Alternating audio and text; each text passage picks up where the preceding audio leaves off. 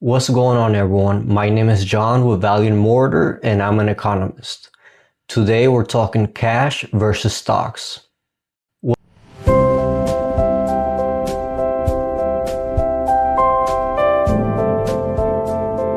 A lot of people are asking the same question right now. Should I keep building cash or should I start buying more stocks? And in 2026, that question feels even more important because people want to stay safe without falling too far behind. The problem is that most people treat this like an all or nothing decision. They think either cash is king or investing is everything. In reality, the right answer depends on your financial position, your stability, and your margin of error. So in this video, I want to walk you through the framework I use to think about this decision. Not hype, not panic, just a practical economist style framework. First, let's define the real question. The real question is not cash or stocks in the abstract. The real question is this: what does your financial structure need most right now? Cash gives you flexibility. Stocks give you long-term compounding. Cash protects you from short-term shocks. Stocks help you build long-term wealth, so both matter. The issue is timing and priority.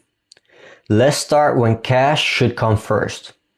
If you don't have basic emergency funds, cash probably comes first.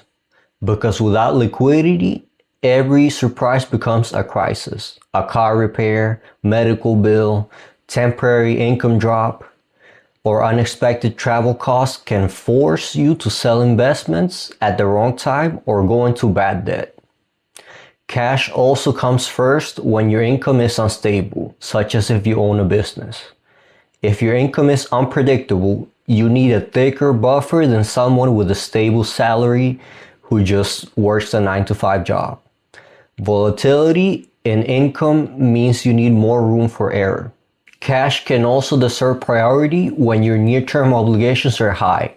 If you know you got a major expense coming in the next few months, that's not the ideal time to overextend into long-term assets that can fluctuate in the short term.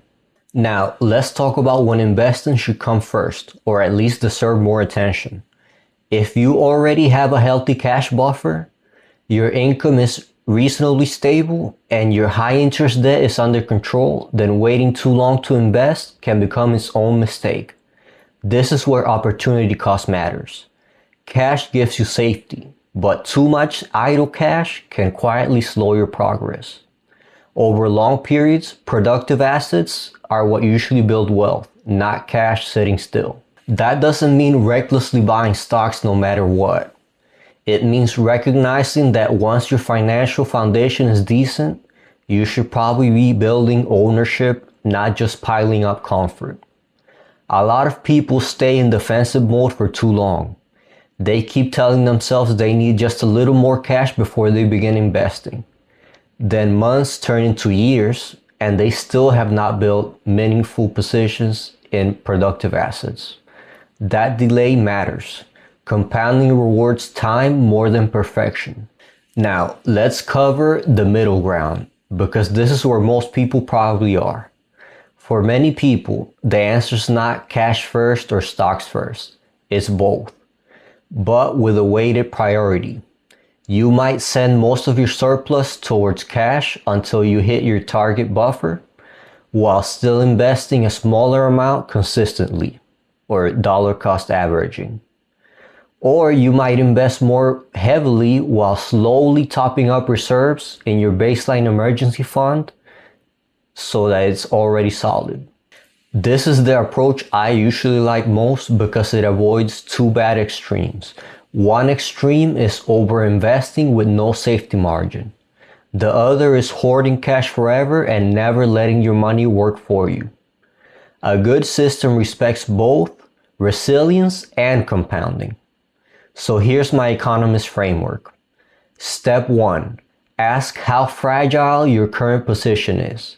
If one surprise would disrupt everything, you need to build cash first. Step 2. Look at income stability. The less stable your income, the more valuable liquidity becomes. Step 3. Examine your debt. High interest debt usually deserves urgent attention before aggressive investing. Step 4. Define your cash target. Don't just say more cash. Pick a range that makes sense for your life and risk level. Step 5.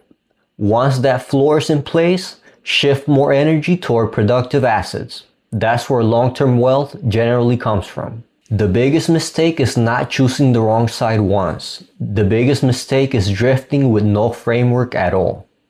When people do that, they either stay too exposed or stay too hesitant. So if you're asking whether to buy stocks or build cash first in 2026, my answer is simple. Build enough cash to stop being fragile. Then focus on building assets with discipline. Safety matters, but ownership is what usually creates freedom over time.